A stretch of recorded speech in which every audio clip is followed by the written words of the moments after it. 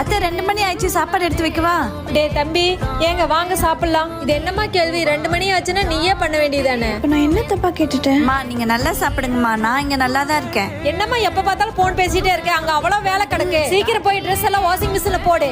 சரிங்க அத்தை. டேய் பாட்டிக்கு உடம்பு சரியில்லை, நான் போய் பார்த்துட்டு வந்துடுறேன். சரிம்மா, போயிட்டு வாங்க.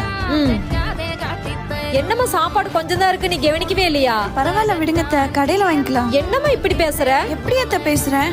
நான் எப்போ என்ன செய்வேன், எப்போ என்ன சொல்லலாம்னு காத்துட்டு இருக்கீங்க. நீங்களும் வேற வீட்ல இருந்து வந்தவங்க தான். உங்க அத்தை இப்படி பண்ணல, ஏன் நேரம் நான் இப்படி மாட்டி தொலைஞ்சிட்டேன். டேய் பாடுறா எப்படி பேசுறான்னு. 2 பேரும் கொஞ்சம் நிறுத்துறீங்களா?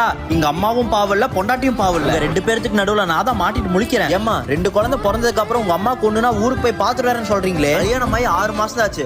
அவங்க வீட்டுல அவ செல்லமா வளர்ந்துருப்பா. அவ அவங்க அம்மா கூட பேசின என்னமா தப்பு? அத்தை மாமான்னு மரியாதை கொடுக்கணும் தாம எல்லா பொண்ணுங்களும் கல்யாணத்துக்கு அப்புறம் வருவாங்க. ஆனா நீங்க பெரியவங்கன்னு பண்றதுக்காக காட்டுற விஷயம் தான் உங்களுக்கு மரியாதை உங்க மேல கம்மியாக